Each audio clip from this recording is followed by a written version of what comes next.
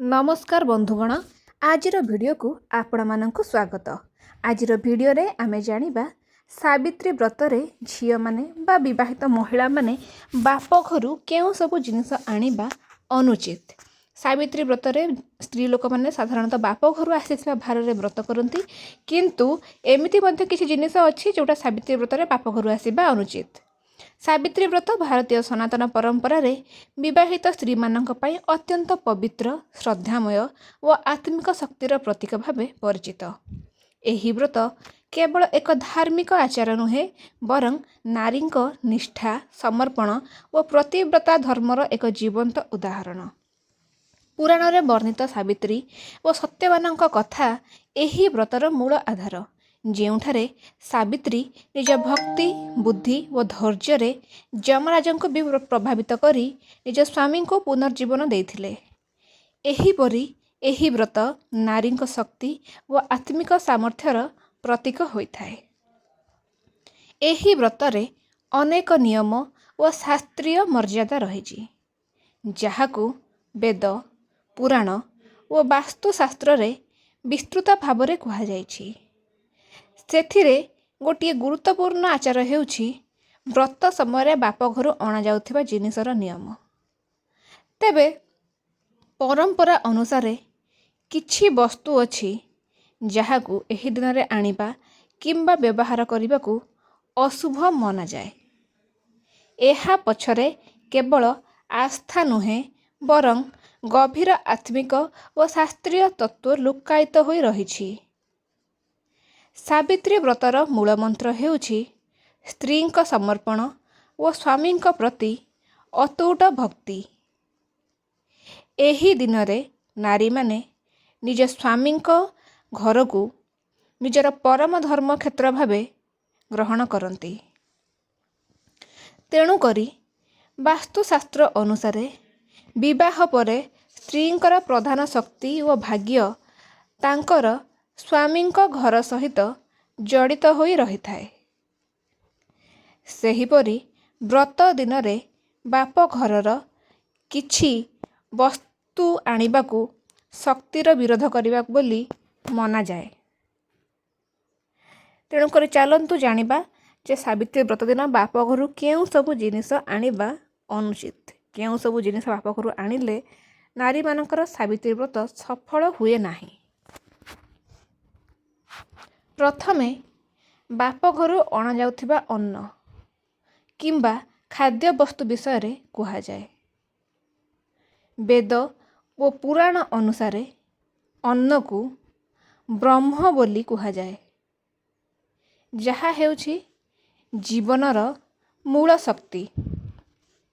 ବ୍ରତ ଦିନରେ ଯଦି ସ୍ତ୍ରୀ ବାପ ଘରର ଅନ୍ନ ଗ୍ରହଣ କରନ୍ତି ବା ଖାଆନ୍ତି, ତେବେ ଏହା ସ୍ୱାମୀଙ୍କ ଘରର ଶୁଭ ଶକ୍ତିକୁ କମଜୋର କରିପାରେ ବୋଲି ମାନ୍ୟତା ରହିଛି। ଏହାକୁ ଆତ୍ମିକ ଭାବରେ ସ୍ତ୍ରୀଙ୍କ ଧ୍ୟାନର ବିଭାଜନ ଭାବେ ଦେଖାଯାଏ। ସାବିତ୍ରୀ ବ୍ରତରେ ବାପ ଘରୁ ଭାର ବା ଅନେକ ପ୍ରକାରର ପିଠାପଣା ଆଣିବା ବଦଳରେ ନିଜ ଶାଶୁଘରେ ପ୍ରସ୍ତୁତ ଭୋଗ ବ୍ୟବହାର କରିବା ଉଚିତ। କେବେ ବି ବ୍ରତରେ ଆପଣ ବାପ ଘରୁ ଆସିଥିବା ଜିନିଷ ଭୋଗରେ ଲଗାନ୍ତୁ ନାହିଁ କିମ୍ବା ଖାଆନ୍ତୁ ନାହିଁ। ନିଜ ଶାଶୁଘରେ କିମ୍ବା ସ୍ୱାମୀଙ୍କ ପଇସାରେ ଆସିଥିବା ଫଳମୂଳକୁ ଆପଣ ଭୋଗ ଲଗାନ୍ତୁ ଏବଂ ତାକୁ ହିଁ ଖାଆନ୍ତୁ। ଯଦି ଆପଣ ବାପ ଘରୁ ଆସୁଥିବା ଜିନିଷ ଖାଉଛନ୍ତି କିମ୍ବା ବାପ ଘରୁ ଆସିଥିବା ଫଳ ଭୋଗରେ ଲଗାଉଛନ୍ତି, ତେବେ ଆପଣଙ୍କୁ ବ୍ରତର ସମ୍ପୂର୍ଣ୍ଣ ଫଳ ମିଳିବ ନାହିଁ। ଏହା ସହିତ ବସ୍ତ୍ର ଓ ଅଳଙ୍କାର ବିଷୟରେ ମଧ୍ୟ ନିୟମ ଅଛି। ବାପ ଘରୁ ଅଣାଯାଇଥିବା ପୁରୁଣା ବସ୍ତ୍ର କିମ୍ବା ଅଳଙ୍କାର ବ୍ରତରେ ପିନ୍ଧିବାକୁ ଅଶୁଭ ମନାଯାଏ। ବାସ୍ତୁଶାସ୍ତ୍ର ଅନୁସାରେ ପ୍ରତ୍ୟେକ ବସ୍ତୁରେ ଶକ୍ତି ରହିଥାଏ ଓ ପୁରୁଣା ବସ୍ତ୍ରରେ ପୂର୍ବତନ ଶକ୍ତିର ପ୍ରଭାବ ରହିପାରେ। ଏହିପରି ଶକ୍ତି ବ୍ରତର ପବିତ୍ରତାକୁ ଭଙ୍ଗ କରିପାରେ। ତେଣୁ ବାପ ଘରୁ ଆସିଥିବା କୌଣସି ପୁରୁଣା ବସ୍ତ୍ର କିମ୍ବା ନୂତନ ବସ୍ତ୍ର ମଧ୍ୟ ପିନ୍ଧିବା ଅନୁଚିତ। ସେହିପରି କିଛି ଘରୋଇ ଜିନିଷ ଯଥା ଝାଡ଼ୁ, ପୁରୁଣା ପାତ୍ର ବା ଅନ୍ୟାନ୍ୟ ଦୈନନ୍ଦିନ ବସ୍ତୁ ବାପ ଘରୁ ଆଣିବାକୁ ମଧ୍ୟ ନିଷେଧ କରାଯାଇଛି। ବାସ୍ତୁଶାସ୍ତ୍ରରେ ଏହିପରି ବସ୍ତୁମାନଙ୍କୁ ଘରର ଶକ୍ତି ସହିତ ଜଡ଼ିତ ବୋଲି କୁହାଯାଏ ଓ ଏହା ଅନ୍ୟ ଘରର ଶକ୍ତିକୁ ଆଣିପାରେ, ଯାହା ଅସାମନ୍ୱୟ ସୃଷ୍ଟି କରେ। ତେଣୁ କରିକି ଆପଣ ଏହି ଦିନ ଝାଡ଼ୁ, ପୁରୁଣା ପାତ୍ର କିମ୍ବା ଅନ୍ୟାନ୍ୟ ବସ୍ତୁ ବାପଘରୁ ଆଣନ୍ତୁ ନାହିଁ। ଏହା ଆପଣଙ୍କ ଘରକୁ ନେଗେଟିଭ୍ ଏନର୍ଜି ଆଣିପାରେ। ଆତ୍ମିକ ଦୃଷ୍ଟିରୁ ସାବିତ୍ରୀ ବ୍ରତର ମୂଳ ତତ୍ତ୍ୱ ହେଉଛି ଏକାଗ୍ରତା ଓ ସମର୍ପଣ।